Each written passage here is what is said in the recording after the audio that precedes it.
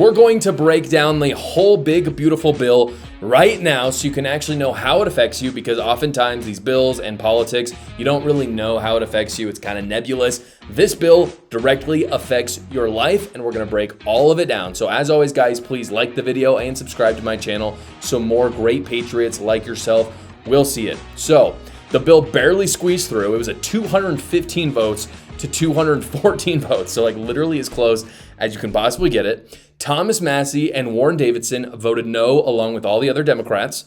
And Andy Harris, who is of course the head of the Freedom Caucus, voted present. And then you had David Schweikert, who just missed the vote completely because he was late. And then you had Andrew Garbarino, I've never heard of him, from New York, who literally fell asleep. And so he missed the vote as well. And that brings us into acknowledging Mike Johnson, who put this together. Whether you like him or hate him, he has an incredibly difficult job of getting 215 people to actually agree on something.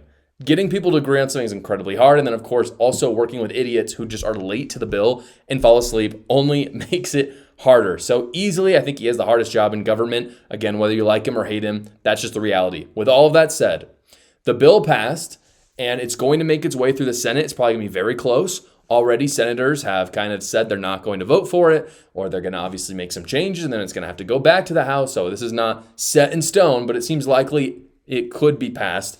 So with that, let's get right into the bill, what it's going to do, and then I'm going to give my opinion on if I think it's a good bill or not. We're going to start with taxes, and I'm going to go through there's kind of taxes. That's the big part of the bill. They also touch on healthcare, defense, and education, all of which are very important. So number one, obviously the biggest thing with this tax bill is it continues Trump's tax cuts from 2017.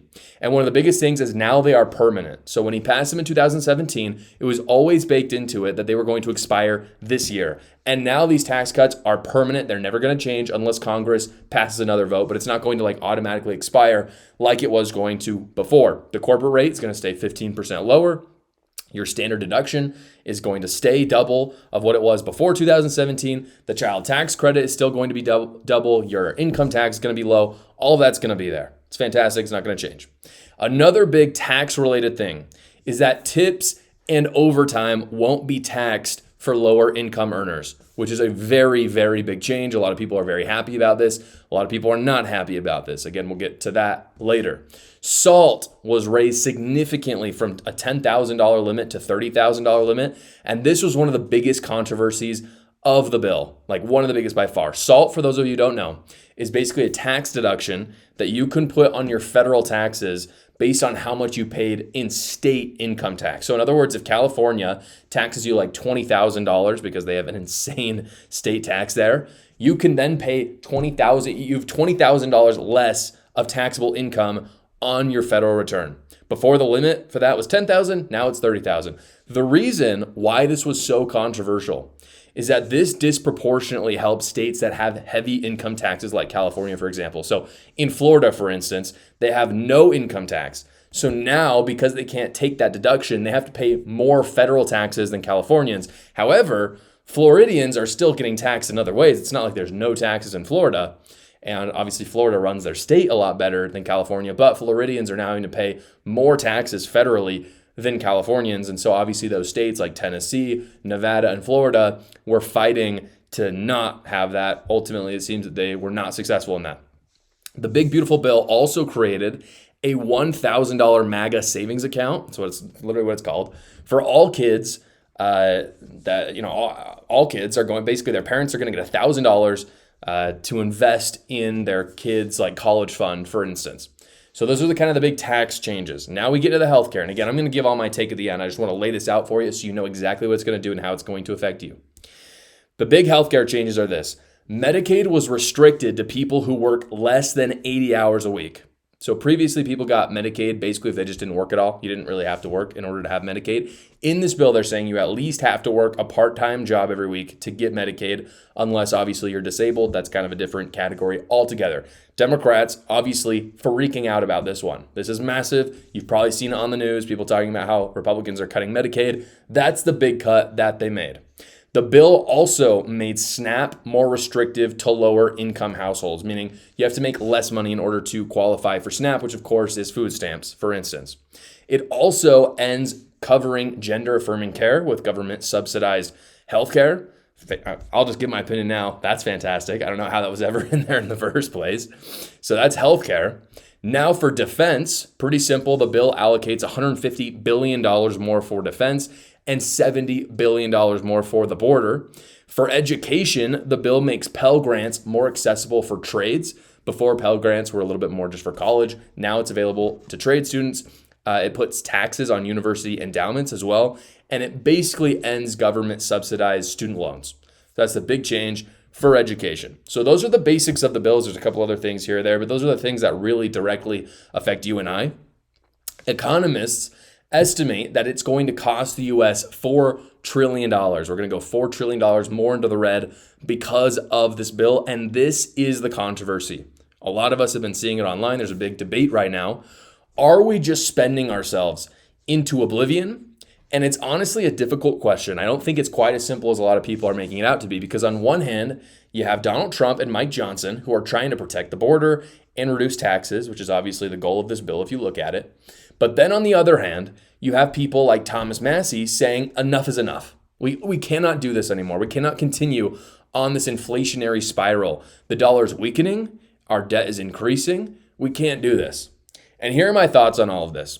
I am not fully convinced that this is going to cost $4 trillion.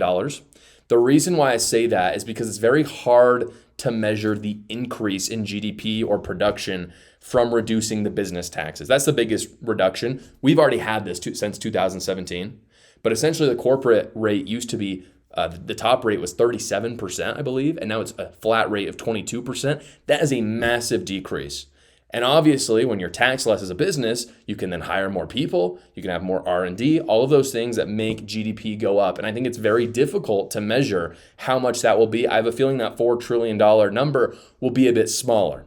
I also think that the added revenue will be greater than they're anticipating. However, that's just kind of theory.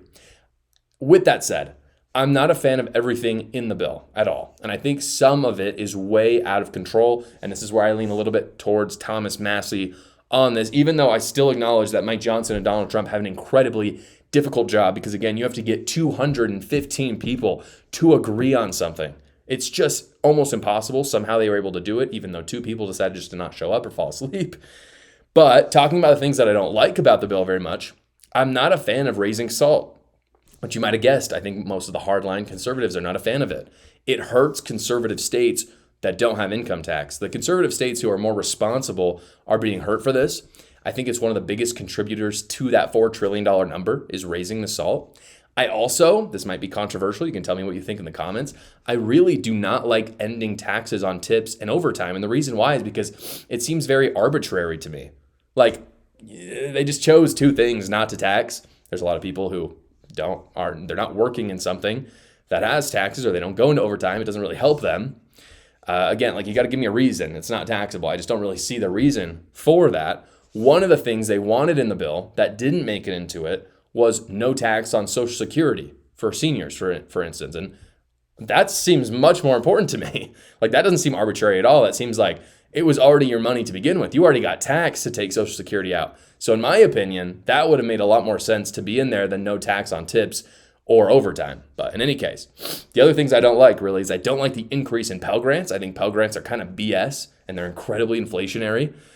Finally, obviously the $1,000 per kid, very costly. If we're just we're talking about trying to get our debt under control, giving $1,000 to every single American, not a great idea. I mean, case number 1 was the COVID relief checks. That is what caused inflation at the end of the day. That was one of the biggest things. I think we're doing the same thing in this. I think it's a bad idea. I think it is not really going to encourage people to have kids. I just don't think $1,000 is going to make the difference. It's cool, I guess, but I see the $1,000 savings account more as a bandage that is expensive and not really a solution. So that's that. Things I love about the bill that are really, really good. The reduction in Medicaid is fantastic. I mean, I hate Medicaid in general, but why anyone deserves to live off the dime of the taxpayer for their health care for not even working 20 hours a week is beyond me. That's crazy. And again, Those are for able-bodied people. I'm not talking about disabled people. That's a totally different argument. Totally different argument. I think I'm very compassionate towards disabled people. If you're not working 20 hours a week and you want to live off of everybody else, I don't have a lot of compassion for you. I'm sorry. You got to work 20 hours a week. Really, you should work 40 hours a week, if we're being honest. The reduction in SNAP is fantastic.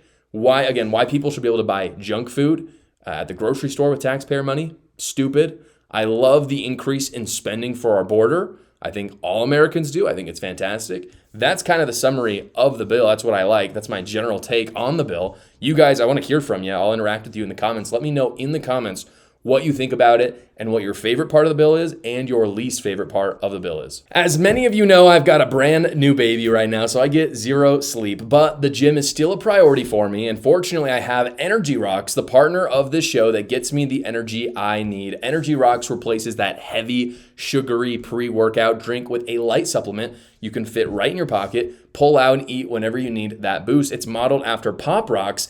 Energy Rocks was created by a competitive athlete for athletes and anyone who needs a caffeine boost to enjoy without the messy mixes and the caffeine crashes. It's only 20 calories, only 4 grams of sugar. Incredibly healthy. You get all of the energy that you need. It's basically the same amount of energy that you would get from 1 cup of coffee. Fantastic product. I love it. I've got it in my pantry right now. Right now, they're giving you guys, my audience, a very generous offer of 20% off everything. Just use the code JoshCarr, 20 off at checkout. That link and the code are in the description below. Thank you so much for watching this video, everybody. Please like the video and subscribe to my channel so other great patriots like yourself will see it. And watch the live show every single day at 6 p.m. Eastern time. And you can watch another video right here.